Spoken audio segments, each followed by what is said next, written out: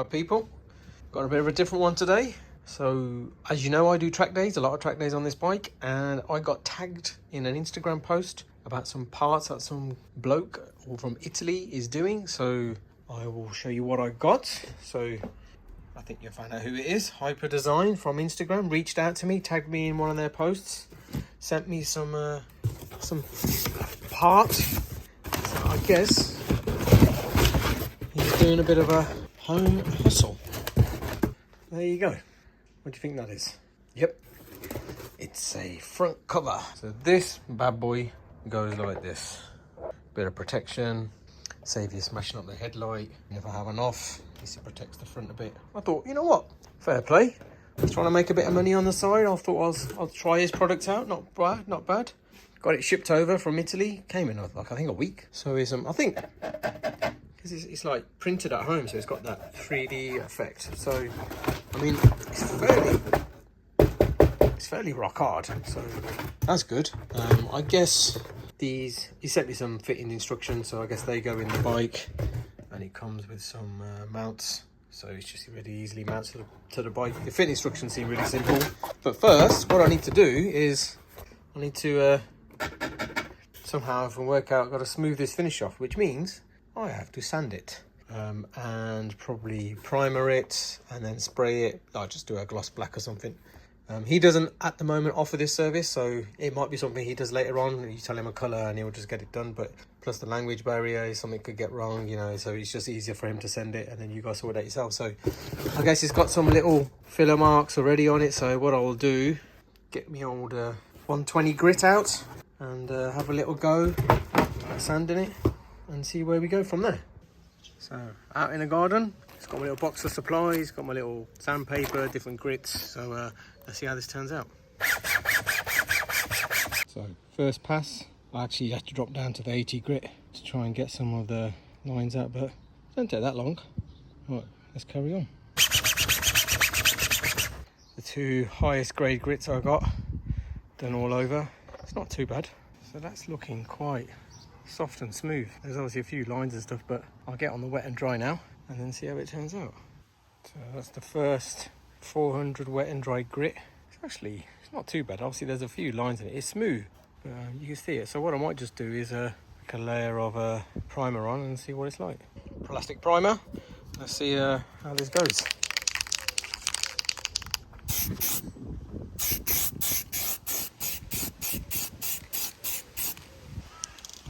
That's the first coat on.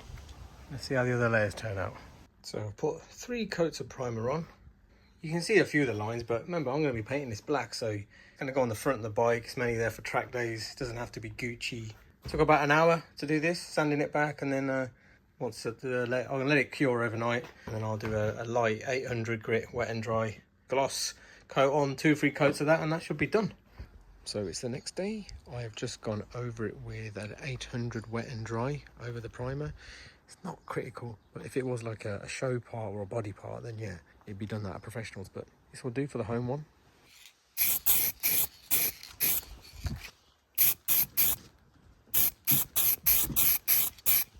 First coat of black is on. It actually shows up a lot more lines than I expected, but we'll carry on. A few more layers, see what happens.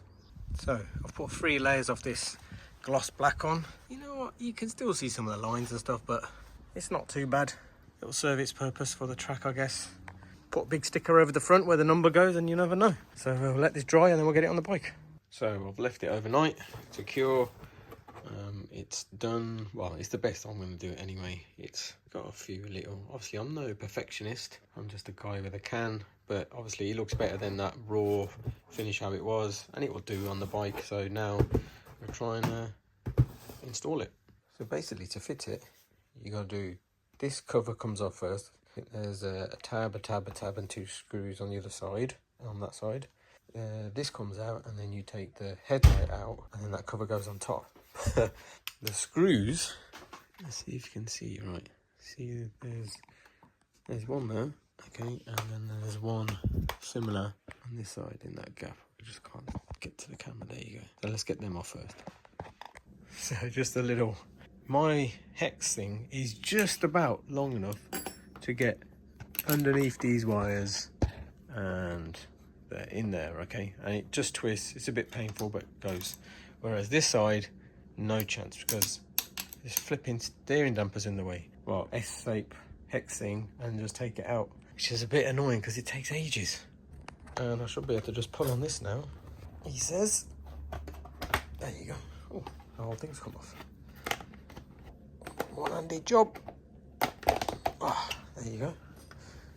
Oh, look at that. All that fucking headache for that next part. So the next bit is I've got to take these star screws out, and I'm sure there'll be some sort of harness behind there or plug or something to undo, so let's get that done. So that's the harness that goes in the back. If you just reach around, oh, it does a little cheeky reach around, and just push that pin down, it just clips off easy. So what you've got to do, be careful of this part is obviously when you're trying to move it, it's going to be, is that, just to be careful. To this side, and obviously at the bottom here, there's two little pins that go down, so just give it a gentle tiny nudge and force and it will come out, and voila, headlight is out. There's those two little pins or holes, grommets that the light goes, and that's it. Look how filthy it is back there, flipping heck. So before I put the cover on, just pull this plug through because you don't want any shit getting on it. So you know, there's a little bumblebee in there. While we're taking parts off, you might as well see what all the original weighs. So obviously it's going to be coming off 1.1 kilos, and that other plastic thing weighs hardly anything, so another kilo off. This goes into them holes, and then obviously the sides go round the sides here, so just, and then line up that hole which goes with this. So let's get this on. I'll tell you what, that fit was so easy. Push it in and it sort of clips around the top, like I said, around the sides. I've still got to get the holes in, but just to give you a look from the front, I mean, it lines up quite nice. Look at that. Not bad. Let's get the screws in. Tell you what, it was a lot easier getting the screws that come with this, because it's a bigger head, so I can get the longer tool out, or the hex tool, and it screws in easier. So everything left to do now is pin this plug somewhere, because obviously there's a big massive void, so I'll just probably just zip tie it so stop it rattling around everywhere. And look, you can even recycle the box, put the old parts back in. Look at that. Save the environment, people, save the polar bears. So I guess the next thing to check to see if the lights will come on and everything's fine. Looks all right. There you go, final product on. Don't look too bad. It looks a bit weird being all black, but obviously it's red and thing before, but you know, stick a few stickers on. Actually, I might have a sticker, so look. Yeah, see, looks a bit more racy now when you're on the track days. Stick a few stickers over the top. Might even leave it on for a few daytime rides. Just a bit of a added safety and protection. But yeah, that's it. Another video done. Let's go.